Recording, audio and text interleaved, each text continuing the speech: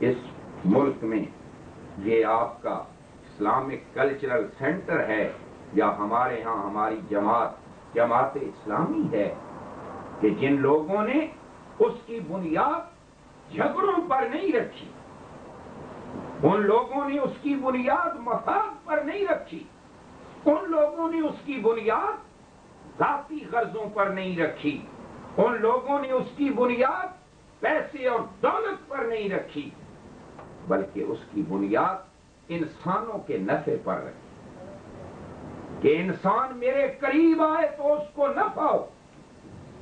میرے اجتماع میں آئے تو اس کو نفع ہو، میرے ساتھ نماز پڑھے تو اس کو نفع ہو، میرے پاس جمعہ پڑھنے آئے تو اس کو نفع ہو۔ اس کی بنیاد اس بات پر رکھی۔ کون آدمی اپنے ملک سے باہر آتا ہے بچوں کو وہاں چھوڑ کر یہاں کیا کرنے آتا ہے کوئی آدمی، یا اپنے بچوں کو اس کفرستان میں لے کر کون آدمی آتا ہے؟ اس کے سامنے یہی بات ہے کہ میں کچھ اپنے پیروں پر کھڑا ہو جاؤں، میرے لیے کچھ سامان بن جائے، میرے لیے کچھ زندگی گزارنے کا راستہ بن جائے، اس کے لیے وہ کوشش کرتا۔ اور اگر اس کو نفع نہ ہو،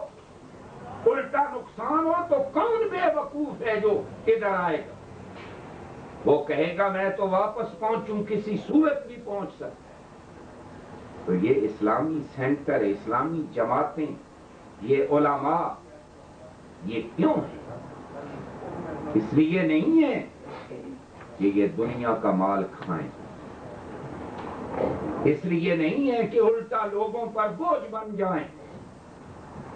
یہ اس لیے ہے کہ ان کے ذریعے لوگوں کو فائدہ ملے، لوگوں کا بھلا ہو، لوگوں کے دل کی کدورتیں دور ہوں۔ جب ان کے پاس بیٹھے ان کے دل میں اسلام کا خیال اور احساس۔ اولیاء اللہ کون ہوتے ہیں؟ یہ جو دنیا کو لوٹتے ہیں۔ لَيَأْكُلُونَ أَمْوَالَ النَّاسِ بِالْبَاطِلِ، حرام طریقے سے لوگوں کا مال کھاتے ہیں۔ فرمایا وہ اولیاء اللہ نہیں ہوتے، اولیاء اللہ وہ ہوتے ہیں جن کا چہرہ دیکھ کر، جن کے پاس بیٹھ کر اللہ یاد آ جائے، وہ اولیاء اللہ ہوتے ہیں۔ اور دنیا کی دولت کی ہوس اندر سے نکل جاتی، وہ الٹا اولیاء اللہ نہیں ہوتے کہ جو خود ہوس دولت میں مبتلا ہوں اور قدم قدم پر پتہ چل رہا ہو کہ یہ آدمی تو پیسے کے لیے مر رہا، ہماری طرح مر رہا ہے۔ نہیں، وہاں انسان اس بات کو خود سوچ سکتا ہے کہ یہ چیز جو بیماری ہمارے اندر ہے وہی بیماری اس کے اندر ہے، تو پھر فرق کیا ہوگا؟ کہا کہ ایک آدمی نے پیر صاحب کے سامنے بیان کیا کہ حضرت مجھے خواب آیا۔ کہا کیا خواب آیا؟ کہنے لگا میں نے یہ خواب دیکھا ہے کہ آپ کی انگلیوں کے ساتھ شہد لگا ہوا، شہد بہ رہا ہے آپ کی انگلیوں سے، اور میری انگلیوں کے ساتھ گندگی لگی ہوئی ہے، ناپاکی لگی ہے، غلاظت لگی ہوئی ہے۔ تو پیر صاحب بہت خوش ہوئے اور کہا کہ میں تو نیک بندہ ہوں، بزرگ ہوں، اللہ اللہ کرنے والا ہوں، ایسے ہی ہونا چاہیے تھا، میری انگلیوں سے شہد ہی نکلنا چاہیے، اور تم دنیا دار، دنیا کمانے والے، تمہاری انگلیوں سے تو یہی چیز نکلنی چاہیے۔ اس نے کہا حضور خواب ابھی میرا پورا نہیں ہوا، یہ آدھا خواب ہے، آگے میں نے یہ دیکھا کہ میری انگلیاں آپ کے منہ میں ہیں اور آپ کی انگلیاں میرے منہ میں۔ تو علماء نے کہا کہ بات یہ کیا چیز ہے کہ وہ دین شہد جو ہے یہ اس کو دے رہا ہے اور اس کے بدلے میں لے کے آ رہا ہے۔ اگر وہ اس چیز کا طالب ہے، غور کیا آپ نے؟ خدا کی قسم میں کہتا ہوں کہ ساری دنیا کی دولت بھی ہو، ساری دنیا کا مال بھی ہو، ایک دفعہ جو آدمی خلوص سے ایک دفعہ کہتا ہے اللہ،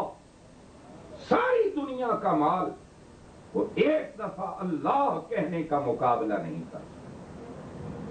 تو جس کے پاس ایمان ہے، جس کے پاس علم قرآن ہے، جس کے پاس سنت رسول پاک کا علم ہے، جس کے پاس دین کا علم ہے، جس کے پاس اسلام کا علم ہے، میرے بھائیوں، اس کے پاس تو ایسی نعمت ہے کہ دنیا کی کوئی طاقت اس نعمت کا مقابلہ نہیں کر سکتی۔ وہ شکر کرے۔ کیا فرمایا؟ وَلَقَدْ آتَيْنَا لُقْمَانَ الْحِکْمَةَ أَنِ اشْکُرْ لِلَّهِ، ہم نے لقمان کو حکمت دی تو لقمان نے کیا کیا؟ اللہ کا شکر ادا کیا کہ اللہ نے مجھے دین کا علم دیا ہے، میں اس پر اللہ کا شکر ادا کرتا ہوں، خدا کا میں احسان مانتا ہوں کہ میرے اللہ نے مجھے نعمت علم عطا فرمائی کہ جس کو چور نہیں لے جا سکتا۔ دولت کو چور لے جائے گا، مال ضائع ہو جائے گا، گھاٹا پڑ جائے گا، لیکن علم وہ دولت ہے جتنا خرچ کرو گے اللہ اس کو بڑھاتا جائے، جتنا دنیا کو سناؤ گے اتنا فائدہ ہوگا، جتنا دنیا کے سامنے بیان کرو گے اتنا اللہ تبارک و تعالی تمہارا دنیا میں بھی بھلا کر دے گا، آخرت میں بھی بھلا کر دے گا۔ باقی یہ بات کہ دین کے کام تو مسلمان اکٹھے ہو کر ہی چلاتے۔ میری بات سے اگر کوئی مسلمان یہ مطلب لیتا ہے کہ یہاں یہ سینٹر چل رہا ہے یا اور جماعتیں چل رہی ہیں یا اجتماعی کام ہو رہے ہیں یا تبلیغ دین کا کام ہو رہا ہے یا اشاعت اسلام کا کام ہو رہا ہے یا خدمت قرآن ہو رہی ہے یا دنیا کے اندر دینی تعلیم کا سلسلہ جاری ہے، تو اس کے اندر مدد کرنا، تعاون کرنا اس کی بھی ضرورت نہیں ہے، نہیں، وہ بات اپنی جگہ، لیکن میں عرض یہ کر رہا ہوں کہ اللہ کا دین جس کے پاس ہے، یہ نعمت جس کے پاس ہے، وہ دنیا کی چیزوں کا محتاج نہیں۔ اس کو اللہ نے اتنی بڑی چیز عطا فرمائی، اتنی بڑی نعمت عطا فرمائی کہ کوئی اور نعمت اس کا مقابلہ نہیں کر سکتی۔ تو آپ جو برطانیہ میں حضرات یہاں رہتے ہیں، میں آپ کو اس میں ناروے میں رہتے ہیں، یورپ میں رہتے ہیں اور ملکوں کے دوست بھی یہ آواز سن سکتے ہیں، اس لیے میں سب کی خدمت میں یہ بات کہتا ہوں بڑے ادب کے ساتھ کہ آپ اپنے وقت کو، جتنا وقت آپ ڈیوٹی دیتے ہیں یہاں، اپنی ظاہری اس جسم کی خدمت کے لیے، اپنے بچوں کی خدمت کے لیے، اپنے کاروبار کے لیے ڈیوٹی دیتے ہیں، اور آپ کو معلوم ہے کہ جن لوگوں کی ڈیوٹی آپ دیتے ہیں وہ اس بات پر یقین رکھتے ہیں کہ duty is duty, duty duty ہے، وہ دینی پڑے گی، وقت پر حاضر ہونا پڑے گا۔ آپ کے دو تعلق ہیں، ایک یہ تعلق ہے کہ یہاں آپ نے مزدوری کرنی ہے، یہاں کام کرنا ہے، ایک اور بھی آپ کا تعلق ہے، اور وہ تعلق آپ کا آپ کے رب کے ساتھ۔ آپ نے یہاں مزدوری کرنی ہے، اور یہ بڑی بات ہے کہ آپ نے مزدوری کرنی ہے، یہ عبادت ہے۔ حضور علیہ السلام نے مزدور کے ہاتھوں کو چوم لیا تھا، جب وہ بندہ سامنے آیا اور اس نے اپنے ہاتھ پیش کیے تو نبی صلی اللہ علیہ وسلم نے ان کھردرے ہاتھوں کو، محنت کرنے والے ہاتھوں کو دیکھ کر نبی صلی اللہ علیہ وسلم نے چوم لیا اس کو، اور اپنی زبان پاک سے فرمایا القاسب حبیب اللہ، جو محنت کرتا ہے، ہاتھ سے کمائی کرتا ہے، وہ تو اللہ کا حبیب ہے، اللہ کا دوست ہے، اللہ اس سے محبت کرتا ہے۔ جو محنت کرنے والا، محنت کرنا تو بڑی بات، مزدوری کرنا تو بڑی بات ہے، حلال کمانا تو بڑی بات ہے۔ حضور نے